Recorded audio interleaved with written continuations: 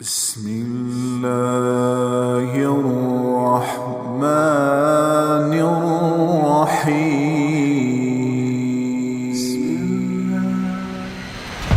تو یہاں سب کچھ مل جائے تو زوال ہے، چند سال گزرنے کے بعد زوال ہے. تو اب اللہ کہہ رہا میں تمہیں ایک اس سے اعلیٰ چیز بتاؤں، اُنَبِّئُکُم بِخَیْرٍ مِّن ذَلِکُم، کیا ہے؟ لِلَّذِينَ اتَّقَوْا عِندَ رَبِّهِمْ جَنَّاتٌ تَجْرِی مِن تَحْتِهَا الْأَنْهَارُ خَالِدِينَ فِیہَا وَأَزْوَاجٌ مُطَہَّرَةٌ وَرِضْوَانٌ مِّنَ اللَّهِ وَاللَّهُ بَصِیرٌ بِالْعِبَادِ، کہ اگر مجھ سے دوستی لگا لوں نا، تقویٰ کیا ہے؟ اللہ سے دوستی لگا. اور تقویٰ کوئی ایسی آسمانی مخلوق نہیں ہے یا ایسی کوئی مشکل صفت نہیں ہے جو پیدا عام سے عام مسلمان تقوی والا ہو سکتا. آگے آئیں گی، میں وہ بتا رہا ہوں، بلکہ پہلے وہ بتا دیتا ہوں کون ہے تقوی والے. اللہ جو یہ کہتے ہیں اللہ ہم تیرے اوپر ایمان لائے، یا اللہ ہمارے گناہ معاف فرما، ہمیں جہنم سے نجات عطا فرما. اور تقوی والے کون ہوتے ہیں؟ جو صبر کرتے ہیں، جو سچ بولتے ہیں، جو عبادت کرتے ہیں، جو خرچ کرتے ہیں، اور جو تہجد پڑھتے ہیں. لو یہ 4-5 باتیں ہیں، یہ کر لو تو آپ تقوی والے ہو. تو اس پر ملنے والا کیا ہے؟ جنات تجری من تحتها الانہار. انسان جب سے پیدا ہوا ہے اور جب سے پروان چڑھ رہا ہے اور نسل در نسل آئیڈیل لائف کی تلاش. 18ویں صدی میں جب سائنس نے ایک دم آنکھیں کھولی اور انسان نے کائناتی علم دریافت کیے، تو ایک شور اٹھا کہ اب خدا کوئی نہیں ہے، اللہ کوئی نہیں ہے. یہ سارا سسٹمیٹک سسٹم ہے. تو ہم نے مادی طاقتوں کا راستہ دیکھ لیا ہے. ہمیں کسی خدائی جنت کی ضرورت نہیں، ہم دنیا کو جنت بنا دیں. یہ 18ویں صدی میں بہت انکار، اللہ کے انکار کی بہت ہوا چلی. پھر انسانی علم خود یہاں تک پہنچا کہ نہیں، اللہ کے انکار کے بغیر کائنات کا کوئی نہ سر ہے نہ پیر ہے، نہ توجیہ ہو سکتی ہے، نہ کوئی اس کے کسی سوال کا جواب ہو سکتا ہے. لہذا ایک خالق ضرور ہے جس نے اس کائنات کو پیدا کیا ہے. تو انسان، اچھا ایک بات پہلے میں جو میڈیکل سائنس کہتی ہے کہ انسان اپنے ذہن میں کبھی بھی ناممکن کی تمنا نہیں کر سکتا. آپ کو کسی ان پڑھ سے ان پڑھ ایک چھوٹی سی مثال، کدی 2 تے 2 5 ہو جان. کسی کو یہ تمنا کرتے دیکھا کدی 2 تے 2 5 ہو جان. ایک چھوٹی سی مثال عام فہم دی ہے، اس کو پھیلا دو. انسان کا کمپیوٹر ناممکن کو نہ سوچتا ہے نہ تمنا کرتا ہے، اندر وہ چیز جاتی نہیں. ناممکن کی تمنا نہیں پیدا ہوتی. پھر یہ زندگی کیوں چاہتا ہے؟ یہ کیوں چاہتا ہے موت نہ آئے، موت نہ آئے، موت نہ آئے؟ یہ کیوں چاہتا ہے؟ جبکہ ناممکن کی تمنا اندر نہیں پیدا ہوتی. یہ مستقل صحت کیوں مانگتا ہے؟ لمبی عمر کیوں مانگتا ہے؟ ہر وقت کی جوانی کیوں مانگتا ہے؟ ہر وقت کی خوشی کیوں مانگتا ہے؟ جبکہ یہ ساری چیزیں ناممکن ہیں. اس جہان میں ہر وقت کوئی خوش نہیں رہ سکتا، ہر وقت کوئی صحت مند نہیں رہ سکتا، مستقل کوئی زندہ نہیں رہ سکتا. پھر یہ ساری خواہشیں جو ابھرتی ہیں یہ بھی بتلاتی ہیں کہ کوئی جہان ایسا چھپا ہوا ہے جہاں زندگی ہے، موت نہیں، آئیڈیل لائف ہے اور کوئی دکھڑا نہیں. یہ خود، یعنی میں آپ کو سائنس کے لحاظ سے بات بتا رہا ہوں، اس کی ہمیں ضرورت کوئی نہیں. لیکن ابراہیم علیہ السلام نے کہا تھا وَلَٰكِن لِيَطْمَئِنَّ قَلْبِي، کہ دل کے اطمینان کے لیے یہ بھی ایک دلیل ہے عقلی اور سائنسی کہ انسان ناممکن نہیں سوچتا. تو پھر کیوں سوچتا ہے جوان رہوں، خوشیاں دیکھوں، غم نہ دیکھوں، موت نہ دیکھوں، عالی شان گھر ہو، عالی شان سواری ہو؟ یہ کیوں دیکھتا ہے؟ کہ ایک جہان موجود ہے جہاں یہ عالی شان زندگی موجود ہے. وہ کہاں ہے؟ عند ربہم، وہ اللہ کے پاس. جنت کہاں ہے؟ 7ویں آسمان اس کی بیس ہے، ساتواں آسمان، اور ساتویں آسمان سے بنتی ہے اور یوں اوپر جاتی ہے. تو ایسا نہیں کہ وہ بلڈنگ اوپر جاتے جاتے جاتے عرش سے مل گئی، وہ بیچ میں سپیسز ہیں. یہ ایک جنت ہے، پھر ایک یہ ہے، ایک یہ ہے، ایک یہ ہے، ایک یہ ہے. عرش کے ساتھ جا کر جو جنت مل گئی ہے کہ اللہ کا عرش اس جنت کی چھت بن گیا، وہ ہے جنت الفردوس. ان الذين آمنوا وعملوا الصالحات كانت لهم جنات الفردوس نزلا اولئك هم الوارثون يرثون الفردوس. تو فردوس اعلی جنت ہے. اللہ نے ساری جنتوں کو بنایا کن کن کن، مطلب اللہ کو کن، اللہ کو بیٹھا کن کن نہیں آکھی جاندہ، یہ صرف ہمیں سمجھانے کے لیے. اللہ کو تو کن کہنے کی بھی ضرورت نہیں ہے، لیکن میرے نبی کا فرمان ہے باقی ساری جنت بنی میرے رب کے امر کے ساتھ، اور جنت الفردوس کو اللہ نے بنایا اپنے ہاتھوں کے ساتھ. تو یہ دنیا اللہ نے جس دن بنائی ہے، جس دن، اس سے لے کر آج تک اس کو ایک دفعہ بھی محبت سے نہیں دیکھا. اور جنت الفردوس کو جس دن بنایا ہے، اس دن سے لے کر آج تک روزانہ دن میں 5 دفعہ رحمت کی نظر ڈالتا. اور جنت الفردوس کو ہاتھوں سے بنایا ہے تو کیا چیز بنی ہوگی؟ ہاتھوں سے بنایا ہے، وہ کیا چیز بنی ہوگی؟ جس دن بنایا تھا اس دن سے لے کر آج، اور آج سے جس دن اس میں جانا ہے، آنے والا زمانہ بھی موجود ہے، گزرا ہوا زمانہ کوئی 25 ارب سال ہے، 30 ارب سال ہے اس کائنات کو بنے ہوئے. تو اگر اسی عدد کو لے لیں تو میرے نبی کا فرمان ہے کہ اللہ جنت الفردوس کو روزانہ دن میں 5 دفعہ اس کا میک اپ کرتا. پہلے سے 5 دفعہ جس چیز کا میک اپ ہو وہ کیا چیز بنے گی؟ اچھا یہ تو دنیا ہے نا، چھوٹی چیز ہے، اس کا تو زیادہ میک اپ ہو نہیں. اس مسجد کا ہم میک اپ شروع کریں تو یہ چھوٹا سا حال ہے، 1 سال 2 سال 3 سال میں ہم دنیا کے تارے توڑ کے لے آئیں، تو بھی چند سال کے بعد کوئی جگہ ہی نہیں ہوگی بھی اب کہاں کیا چیز رکھیں. میں اس پہ حیران ہوتا ہوں. ایک لڑکی دلہن بن رہی ہے تو وہ پارلر پہ اسے 1 گھنٹہ 2 3 4 5 6 7 8 لگا لو. اس کے بعد وہ کیا کریں گا؟ منہ ایڈا سارا، تو اب اس کے اوپر پورا ڈبہ تو نہیں ڈال دیں گے پاؤڈر کا، یا ساری سرخی اس کے منہ پہ مل دیں گے، تو وہ تو بھوتنی بن جائے گی بجائے دلہن میں.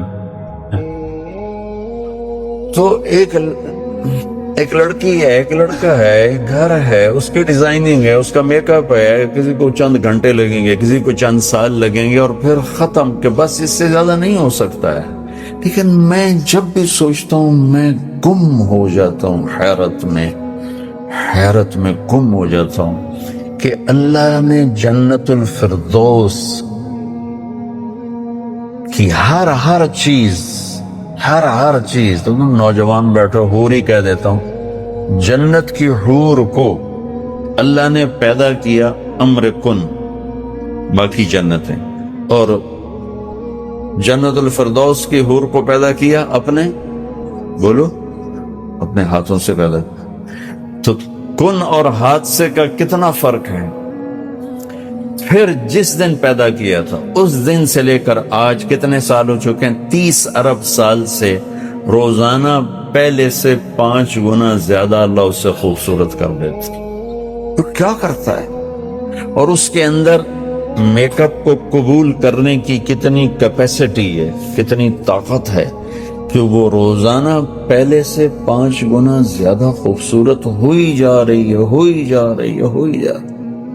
اس کی ایک چارپائی لے لو، ایک کرسی لے لو، ایک پتا لے لو، ایک تنکا لے لو، ایک مور لے لو، ایک کبوتر لے لو، ایک پانی کا دریا لے لو، شراب کا جام لے لو، سراہی لے لو، بستر لے لو، پردہ لے لو، پلنگ لے لو، گھوڑا لے لو، کوئی چیز جنت کی لے لو، ہرن لے لو، مور لے لو، کوئی چیز، ہر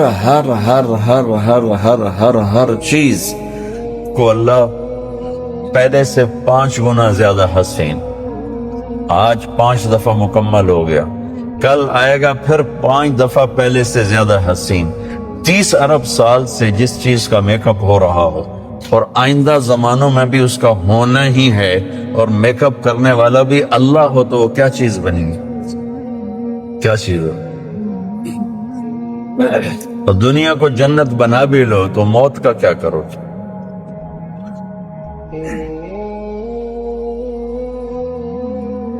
ایک آدمی نے بہت عالیشان بنایا اپنا گیٹ گھر، تو میں اس کے ساتھ جا رہا تھا تو مجھ سے کہنے لگا مولانا صاحب اتنے ہی ویکھو، اسی تو اتنے روپیے لا چھڑیں تسی ویندے ہی نہیں پے ہو، دیکھو میں نے کیا بنایا۔ تو مجھ سے کہنے لگا مولانا صاحب اتنا ویکھو تو میں کتنے پیسے لائیں تے کی بنا دیتا ہے۔ تو میرے بولنے سے نا پہلے خود ہی بول پہ پر مصیبت ہے مر جاونا ہے چھڑ جاونا ساتھ ہی پر مصیبت ہے مر جاونا ہے چھڑ جاونا۔ میں کہا بھائی ہوں دس، تو آپ ہی دس دیتا ہے، میں نے ویک کی کرنا، تو کیا علاج کرنا؟ نوشیروان کے پوتے خسرو پرویز نے محل بنایا 11,000 پلر پر، 11,000 ستونوں پر محل بنایا، اور 10 سال نہیں رہ سکا اس میں، اور وہ محل زیر و زبر ہو گیا۔ کیسر نے شکست دی اور محل کو آگ لگا تھی۔ عبد الرحمن الناصر اموی بادشاہ نے اسپین میں محل بنایا 4,316 پلر اور برج، اور 25 سال صرف اس میں رہا، اور جا کے اسی قبر میں گر گیا جس قبر میں غریب جا کے گرتا ہے۔ آج اس محل کے کھنڈر میں دیکھ کر آیا ہوں، قرطبہ ہیں، کیا وہ شان و شوکت 300 ہجری میں بننا شروع ہوا، اور 1,000 خچر سامان ڈھونے کے لیے اور 10,000 مزدور مستری راج اس پہ کام کرنے کے لیے، چونکہ اس مینول کام تھا سارا، مشینی کام تو تھا نہیں، اور پوری دنیا سے سونا چاندی ہیرے لائے گئے، اور مختلف جگہ پہ پارے کے تالاب بنائے گئے سورج کی گردش کو سامنے رکھ کر، کہ پارا چونکہ ٹکتا نہیں، یوں یوں کرتا ہے تو سورج کی شعائیں اس پر پڑتی، اور جب وہ پارا ڈانس کرتا تو شعا بھی ڈانس کرتے ہی اوپر جا کے محل پہ پڑتی، تو پورا محل یوں رقص کرتا ہوا نظر آتا تھا، یوں سارا محل جھومتا نظر آتا تھا۔ اتنا اس اللہ کے نیک بندے نے تباہ کیا پیسہ قوم کا، اور ٹوٹل 25 سال، اب 350 میں وہ مر گیا، اور اس کی سوانے میں لکھا ہے 50 سال میں نے حکومت کی اور ہر دشمن کو زیر کیا، لیکن میں نے اپنی خوشی کے دن گنے 50 سال میں تو صرف 14 دن تھے، صرف 14 دن۔ تو اب اس کا کیا علاج ہے کہ آپ نے سب کچھ بنا لیا، موت کو بھگاؤ؟ جب موت ہے تو اللہ کہتا ہے یہ آئیڈیل ہوم نہیں بن سکتا، لہذا یا مجھ سے دوستی کر لے، تقوی اختیار کر لے، پھر تو دیکھ میں تیرے لیے جنت بنا کے بیٹھوں، 7ویں آسمان سے چلتی ہے، اور پھر یہ درجات ہیں، 100 درجات تو صرف جنت الفردوس کے ہیں، اور باقی پتہ نہیں کیا چیز۔ اچھا 7ویں آسمان پہ یہ اس کی 7واں آسمان اس کی بیس ہے، اور پھر 7ویں آسمان سے باہر نکل گئی، جیسے ہم وہ لوہا ڈال کے اور آگے شیڈ بنا دیتے ہیں، نیچے کوئی ٹیک نہیں ہوتی لیکن لوہے کے سریے ڈال کے شیڈ بنا دیتے ہیں، جنت کو اللہ تعالیٰ نے 7ویں آسمان سے یوں باہر نکالا ہے۔ کتنا باہر نکالا ہے وہ اللہ ہی بہتر جانتا ہے۔ پھر اس کو اوپر اٹھایا ہے اور اپنے عرش کو اس کی چھت بنایا ہے۔ جنت الفردوس کے لیے اللہ کا عرش چھت ہے اس مسجد کی چھت کی طرح، اور باقی جنتوں کے لیے اللہ کا عرش چھت ہے آسمان کی طرح، آسمان کی طرح۔ تو اس میں ایک تنکا لکڑی یا گھاس، وہاں کا تنکا بھی سونے چاندی سے بنا ہوا ہے، یہاں کے درخت لکڑی کے ایک کہنے لگا سونے چاندی سے پھل کیسے آئے گا؟ میں نے کہا لکڑ تو پھل کیوں نہیں آ جائیں؟ یہ کوئی ہے عقل میں آنے والی بات کہ لکڑی سے پھل نکل ہے؟ لیکن چونکہ ہم ہر وقت دیکھتے رہتے ہیں تو ہمارا ذہن اسے قبول کر چکا ہے، ورنہ کوئی عقل کی بات ہے کہ لکڑی میں سے آم نکل آتا ہے اور لکڑ میں سے انگور نکل آتا ہے، چھوٹی سی بیل میں سے اتنا بڑا تربوز نکل آتا ہے؟ یہ کیا چکر ہے؟ زمین پر پڑے پڑے پڑے پڑے پڑے اتنا ہو جاتا ہے۔ وہ کہتے ہیں کوئی فلسفی جا رہا تھا تو اس نے دیکھا اتنا بڑا تربوز زمین پہ پڑا ہوا اور آم لگے ہوئے درخت پر، تو کہنے لگا ایک ہی گل ہے، چھوٹے چھوٹے تلا دیتے ہیں وڈے نو ہیٹھاں پاتا ہے۔ تو ابھی اسی سوچ میں تھا تو ایک کام ٹوٹ کے اس کی ٹنڈ پہ لگا، کہنے لگا سمجھ آ گئی، یہ میرے ہوتے ہندوانا ڈاندا تو میرا کی حال ہے؟ ٹھیک ہے، میرے اوپر یہ تربوز گرتا تو میرا کیا حال ہوتا، مجھے سمجھ میں آ گیا۔ تو اللہ نے ادنا ترین چیز جو لگائی ہے جنت میں سونا اور چاندی ہے، زمرد اور یاقوت ہے، ہیرا اور جوہر ہے۔ اور میں نے ملکہ برطانیہ کے محل میں دیکھا، اس کے تاج میں، ان کے محل میں عجائب گھر بنا ہوا، ان کے تاج میں لگا ہوا تھا کوہ نور، لیکن اب اس کی وہ شان و شوکت نہیں رہی، چونکہ کاٹ کے تاج میں لگایا اور پھر 3 ٹکڑے کر کے آگے ایک پٹی میں رکھا ہوا تھا۔ یہ پورا جب ہیرا تھا تو دیوگری جنوبی ہند کی ایک ریاست تھی، اسے علاؤ الدین خلجی نے فتح کیا۔ تو جب مال غنیمت کے لیے خزانے کا دروازہ کھولا گیا تو اس میں یہ ہیرا پڑا ہوا تھا۔ تو علاؤ الدین خلجی کے منہ سے بے ساختہ نکلا کوہ نور، یہ تو نور کا پہاڑ ہے، تو اس سے اس ہیرے کا نام ہی کوہ نور پڑ گیا۔ تو پھر جب انگریزوں نے فتح کیا ہندوستان کو تو پھر ملکہ برطانیہ کے لیے اسے جہاز کے ذریعے سے وہاں لندن پہنچا دیا گیا۔ یہ دنیا کا سب سے بڑا ہیرا تھا، ہو سکتا ہے اب اس سے بڑے ہوں، لیکن جنت کے کسی بھی لباس میں، تاج میں، گلاس میں، سراہی میں، میز پر، کرسی پر، بستر پر، مسیری پر، پلنگ پر، دروازے پر، کھڑکی پر جو موتی ہیرے جڑے ہوئے ہوں گے، اس میں سب سے چھوٹا موتی یا ہیرا یا نیلم یا زمرد یا پخراج، جو بھی تم نام لے لو، جو آج دنیا میں قیمتی پتھر پائے جاتے ہیں، اس کو لا کر یہاں ٹیبل پر رکھ دو، وہ اتنا سارا ہو تو میرے رب کی قسم یہاں سے آسمان تک روشنی پھیل جائے گی اور خوشبو پھیل جائے گی، خوشبو پھیل جائے گی۔ تو اللہ تعالیٰ کہہ رہا ہے تم مجھ سے صلح تو کرو، مجھ سے یاری لگاؤ، تو میں نے آئیڈیل ہوم تمہارے لیے بنایا ہوا ہے۔ ایک نوجوان کہنے لگا اللہ حوروں کا لالچ کیوں دیتا ہے؟ میں نے کہا زنا سے روکنے کے لیے، کیونکہ لوگ شادی کر کے بھی زنا نہیں چھوڑتے، اور اللہ معاشرے کو پاک دامن دیکھنا چاہتا ہے۔ جس معاشرے میں زنا پھیل جاتا ہے وہ معاشرہ برباد ہو جاتا ہے۔ تو اللہ چاہتا ہے کہ ہر مرد عورت پاک دامن زندگی گزارے، اس لیے نکاح کا راستہ رکھا، اور پھر مرد کی شہوت کو روکنے کے لیے وعدہ کیا تو یہاں صبر کر، حلال کام کر، تو آجا میرے پاس، میں نے تیرے لیے تیری اس خواہش کا سامان تیار کر کے رکھا ہوا ہے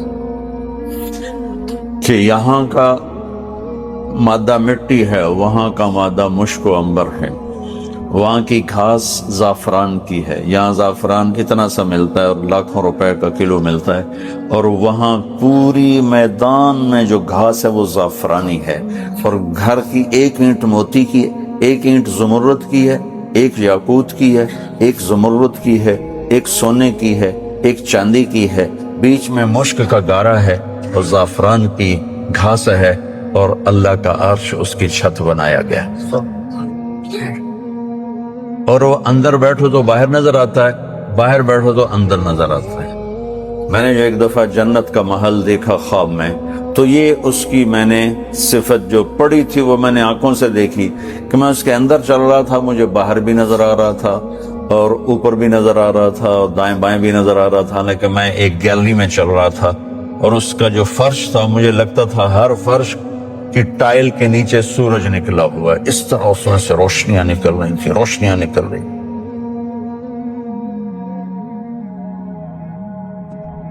میں حور کو بیان کرتا ہوں جو ابن القیم نے لکھا ہے، لیکن جو میں نے دیکھی ہے وہ میں بیان نہیں کر سکتا. میں اس کو اب بھی دیکھ رہا ہوں.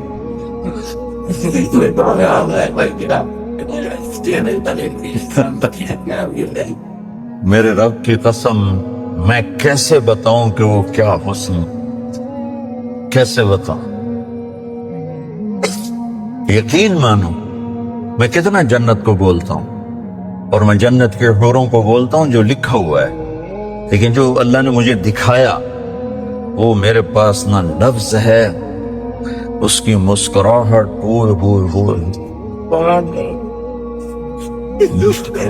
اگر وہ دنیا میں ہوتی تو میں تو ویسے مری فوتی ہو جاتی.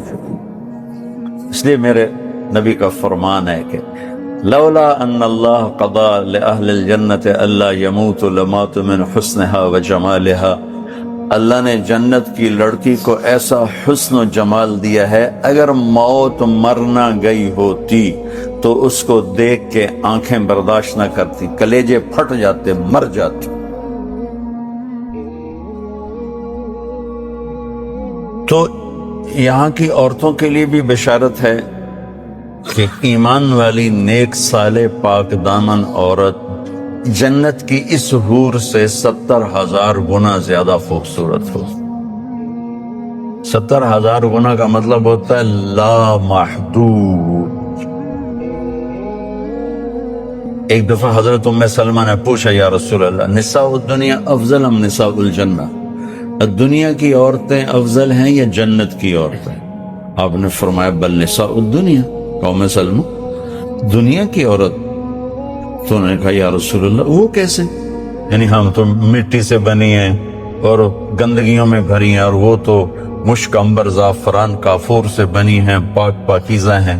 تو آپ نے فرمایا ام سلمہ بصلاتہن وصیامہن وعبادتہن للہ عز وجل.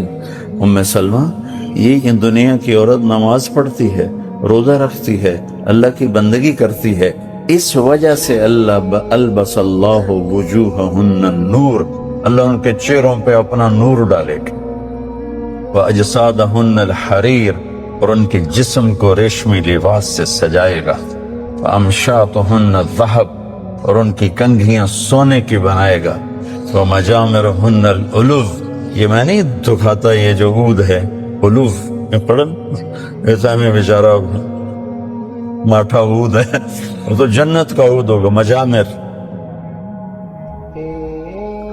کوئی دینا کوئی چیز پکڑنا کہ نہیں، ٹیشو پیپر دے.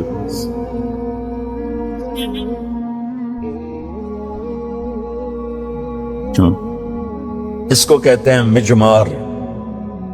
مجمار کا اردو میں لفظ دھونی دینے کی چیز ہے.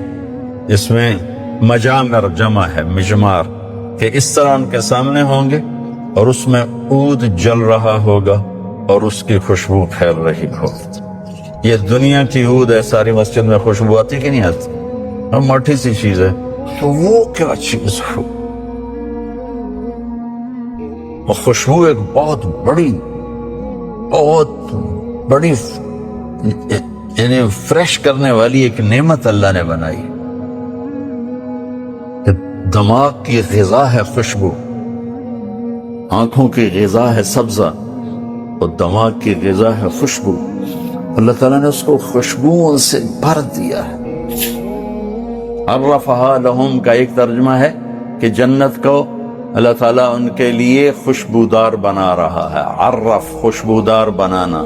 ایک اور ترجمہ بھی ہے لیکن ابھی اس کی مناسبت سے مجھے یاد آیا کہ عرفہا لہم، کہ آ جاؤ ایک دفعہ مجھ سے دوستی لگا کے، پھر ایسی جنت دوں گا جس میں خوشبو ہوگی، اور ایسی خوشبو ہوگی کہ یہ ادھر تو لگاتے ہیں اور تھوڑی دیر بعد ختم ہو جاتی ہے. وہ تمہیں ہمیشہ مہکائے رکھے گی اور تمہیں ہمیشہ تر و تازہ رکھے گی، خوش و خرم رکھے گی. تو اللہ تعالیٰ فرمایا تم میرے پاس آ جاؤ تو تم جس آئیڈیل ہوم کو ڈھونڈتے ہو وہ میں نے تمہارے لیے تیار کیا ہوا ہے. حضرت زبیر عشرہ مبشرہ میں سے رسول اللہ صلی اللہ علیہ وسلم کے ہمواری ہے. حضور اکرم صلی اللہ علیہ وسلم نے فرمایا اے طلحہ، اے زبیر، جنت میں ہر نبی کے 2 हवारी बॉडीगार्ड समझ लें। आप लफ्ज़ों में दाएं बाएं चलने वाले हर नबी के साथ होंगे। मेरे तुम तलहा और ज़ुबैर हवारी हो जो हमारे दाएं बाएं मेरे हर वक्त साथ चलोगे। इस हवारी होना तक जो पहुंचना है ये हज़रत अस्मा के साथ हुआ कि हज़रत अस्मा ने अपना हक माफ़ किया, अपने हुकूक माफ़ किए कि जाओ तुमसे मुतालबा नहीं, अल्लाह ताला से मैं लूँगी, तुम जाओ। फिर वो हाल आए। खुद अपना हाल सुनाती है कि मेरा हाल ये था कि ज़ुबैर हर वक्त हुज़ूर सल्लल्लाहु अलैहि वसल्लम के साथ रहते थे और मेरे घर में कुछ भी नहीं था। काम भी खुद करती थी, बाहर का भी और अंदर का भी। घोड़ों को चारा लाना, ऊँटों को चारा लाना, फिर घर का काम भी करना। 1 दिन 2 दिन 3 दिन का फाका आया, बाप मौजूद मगर शिकायत नहीं, हुज़ूर अकरम सल्लल्लाहु अलैहि वसल्लम मौजूद मगर शिकायत नहीं, खाविंद मौजूद मगर लड़ाई नहीं कि मेरा हक अदा करो। औरतें तो जल्दी से मुतालबा करती है मेरा हक अदा कर दो, और जो बहन हक माफ़ करे कि जन्नत में इकट्ठा ले लूँगी। एक और हदीस इसके मुतालिक सुना दूँ। एक आदमी आ रहा है, दूसरा उसके पीछे आ रहा है, ए अल्लाह इसने मेरा हक मारा है, हक लेकर दो।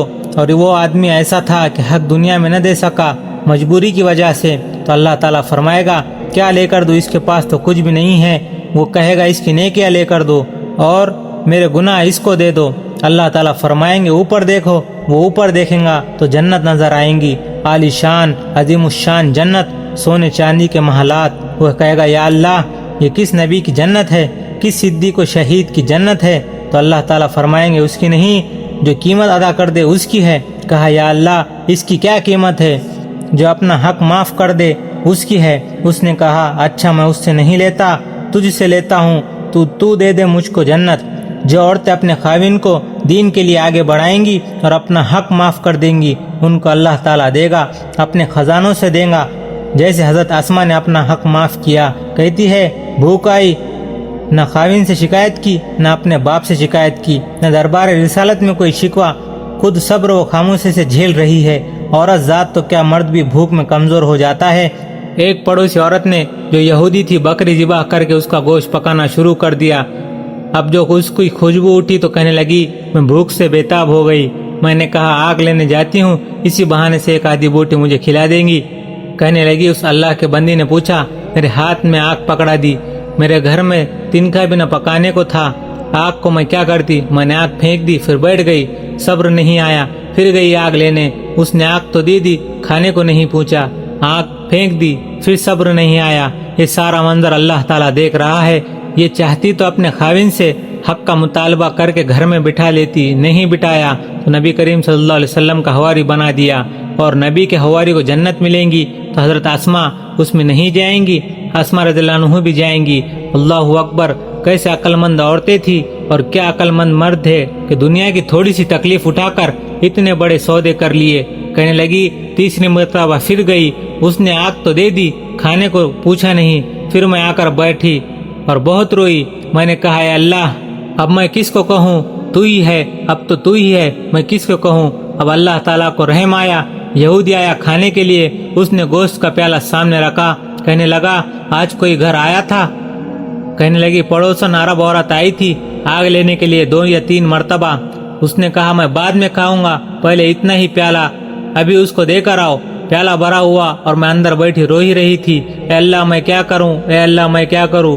तो वो खाना लेकर आई, सामने रखा। कहने लगी ये वो नेमत थी जो मेरे लिए उस वक्त सारी दुनिया से बेहतर थी। इस्लाम ऐसे नहीं फैला, इसके नीचे बड़ी बड़ी कुर्बानियां हैं। साहबा इकराम की माएँ अगर अपने बच्चों को जैसे हमारी माएँ कहती है मेरे आंखों के सामने रहो, मेरे आंखों के सामने रहो, बीवी कहती है मेरे हुकूक अदा करो, अगर साहबा इकराम की बीवियां भी ऐसे ही होती तो आज हिंदुस्तान में इस्लाम कैसे होता।